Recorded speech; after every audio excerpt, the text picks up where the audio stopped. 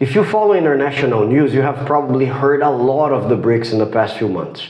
Even though this international organization that has Brazil as a member has not been created this year, it has bounced back to the headlines again, especially ever since the new Brazilian president, Luiz Inácio Lula da Silva, took over this year.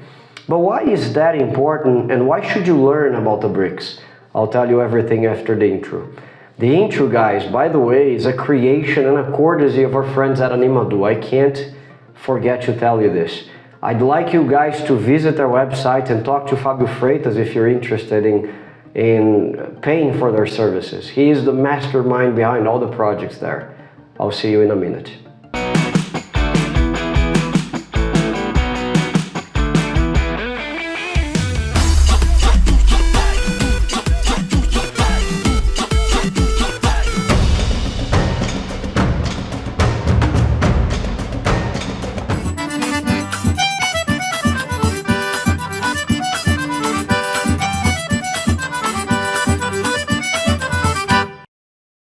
Hello guys, the idea of the BRICS was formulated by chief economist at Goldman Sachs, Jim O'Neill, in a 2001 study entitled Building Better Global Economic BRICS. It became an analytical category in economic, financial, business, academic, and media circles. In 2006, the concept itself gave rise to the grouping, incorporated by Brazil, Russia, India, and China's foreign policy. In 2011, on the occasion of the third summit, South Africa became part of the group, who adopted the acronym BRICS. The economic weight of BRICS is certainly considerable. Between 2003 and 2007, the growth of the four countries accounted for 65% of the expansion of the world GDP. In terms of purchasing power parity, BRICS GDP today already exceeds that of the United States or the European Union, guys. To give an idea of the pace of the growth in these countries, in 2003, the BRICS accounted for 9% of the world's aggregate GDP, and in 2009, this figure increased to 14%. In 2010, the aggregate GDP of all five countries, including South Africa, totaled 11 trillion United States dollars, or 18% of the world economy. Considering the GDP by purchasing power parity, this figure is even bigger, guys. 19 trillion American dollars, or 25%. Until 2006, BRICS were not gathered within a mechanism that allowed their articulation. The concept expresses the existence of four individual countries that have characteristics which allow them to be grouped together, but not as a mechanism.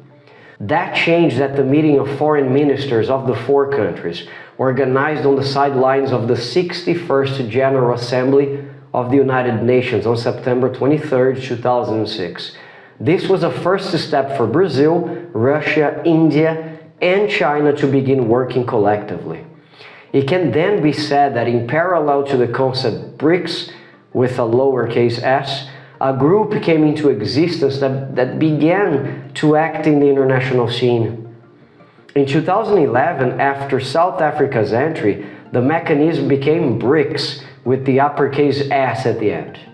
Before we go on, if this is the first time you're seeing me here on the channel, or you're watching any video here, I'd like to invite you to subscribe to the channel, to become part of this Brazilian family that grows a lot every single day. Thank you so much for you guys who support the channel.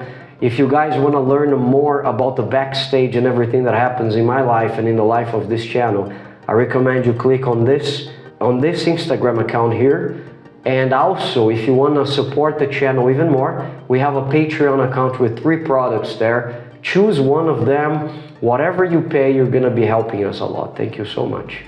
We have already said what BRICS stands for, so now we're going to give you an overview on each and every member of the group, starting by Brazil, of course. Brazil, my country, is the largest country in South America, known for its vibrant culture, diverse natural resources, and emerging economy. It has a population of over 213 million people and is the world's 9th largest economy. Brazil is known for its agricultural industry, including being one of the leading producers of coffee, sugar, and soybeans. It also has a strong manufacturing sector and is a major player in industries such as aviation, automotive, and energy. Russia is the largest country in the world, spanning across Eastern Europe and Northern Asia. With a population of over 144 million people, it is known for its rich history, vast reserves of natural resources, and military strength. Russia possesses the world's largest natural gas reserves, significant oil reserves, and is a major exporter of commodities. It has a diverse industrial sector, including aerospace, defense, and energy. India is the second most populous country globally, with over 1.3 billion people. It is located in South Asia and it has a rich cultural heritage. India is known for its IT and software services industry, which has contributed to its economic growth in recent decades. It also has a strong agricultural sector, manufacturing industries, and is becoming a hub for research and development in various fields, guys. India is characterized by its democratic system and its focus on inclusive growth. China is the most populous country globally, with a population exceeding 1.4 billion people. It is situated in East Asia and is the world's second largest economy. China has experienced rapid industrialization and urbanization, becoming a global manufacturing and exporting powerhouse. It has made significant advancements in technology, infrastructure, and high-speed rail networks. China is known for its manufacturing capabilities, particularly in electronics, telecommunications, and consumer goods. Last but not least, South Africa is located in the southernmost part of the African continent. It has a population of approximately 60 million people and is known for its cultural diversity and natural beauty, guys. South Africa has a mixed economy, with a strong mining sector including the world's largest reserves of platinum, chrome, and manganese. It is also a major producer of gold and diamonds. The country has a well-developed financial sector and is an important player in regional politics and trade in Africa. The BRICS countries, guys, saw themselves as significant players in the global economy, representing a substantial portion of the world's landmass, population, and economic potential. They aim to form a platform to promote cooperation, exchange ideas, and address common challenges. The formalization of the BRICS as a bloc, guys, was marked by the signing of the Yekaterinburg Declaration, hard word, during the first summit in 2009 in Russia. The declaration emphasized the shared vision of the member countries and their commitment to the principles of mutual respect, sovereign equality, democracy, inclusiveness, and mutual beneficial cooperation.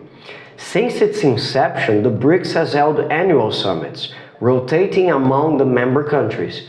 These summits provide a platform for leaders to discuss various topics, including economic cooperation, global governance, sustainable development, and regional security.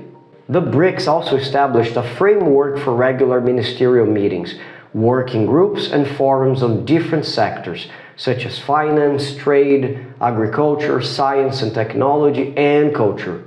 These mechanisms facilitate dialogue, cooperation, and the exchange of best practice among the member countries. Over the years, the BRICS has expanded its agenda beyond economic cooperation to include geopolitical issues and global governance reforms. It has advocated for a more equitable global financial system and increased the representation of emerging economies in international discussions in international institutions like the United Nations, for example, the World Bank, and the International Monetary Fund, or the IMF, as we know. The BRICS countries have also established several financial institutions to promote economic cooperation and development. The New Development Bank, or the NDB, formerly known as the BRICS Development Bank, was established in 2014. It provides funding for infrastructure and sustainable development projects in member countries and other emerging economies. The initial subscribed capital of the NDB was set at 50 billion American dollars, with each member country contributing equally. The bank's authorized capital is of 100 billion American dollars. The governance structure includes a board of governors, a board of directors, and a president. The presidency of the bank is on a rotational basis, with each member country taking a 2-year term. The bank focuses on sectors such as transportation, energy, water and sanitation, digital infrastructure, and urban development, everything that we need. It emphasizes sustainability, climate resilience, and social inclusiveness in project selection and implementation. It's important to say here that the current NDB president is the former Brazilian president, Dilma Rousseff, who will head the institution until July 2025. Okay, we understand all that now, but you might ask yourself, what are the perspectives for the BRICS from now on? Well, I can tell you that the BRICS economies are projected to continue growing and expanding their influence on the global stage. China and India in particular are expected to sustain high growth rates, while Brazil, Russia, and South Africa are likely to recover from recent economic challenges. Thank God Brazil is going to recover from all this crisis. The BRICS countries can further deepen economic integration through trade agreements, investment partnerships, and regional initiatives like the Belt and Road Initiative. This increased integration can strengthen their collective position and enhance their role in shaping global economic governance. In the area of technology and innovation, the BRICS countries are making significant investments in research and development, innovation, and technology, guys. They have the potential to become global leaders in emerging technologies such as artificial intelligence, biotechnology, renewable energy, and digital infrastructure. We can't avoid mentioning the war in Ukraine here. It's very important that we talk about it. Some people might connect the BRICS with Russia geopolitically, but it's important to say that the group was formed primarily to promote economic cooperation, development, and South-to-South cooperation, and their member states might have different opinions and positions about the conflict. However, as Russia's relationship with the rest of the Western countries get more and more strained, it might definitely impact the possibilities of the group to do business with other countries, unfortunately, simply because Russia is a member of the group. Well, what do you think about the BRICS? What do you think about this alliance that has Brazil as a state member? Leave your comments right here. I want to hear your opinion. Everything you write, I read. So leave your message, but please be polite. This is something I always ask, be polite. We are here to inform you about Brazil's participation in everything, okay? Thank you so much. Don't forget to like this video, subscribe to the channel, share this content with anybody who might be interested in the same topic, and I'll see you next time. May God allow. Thank you very much.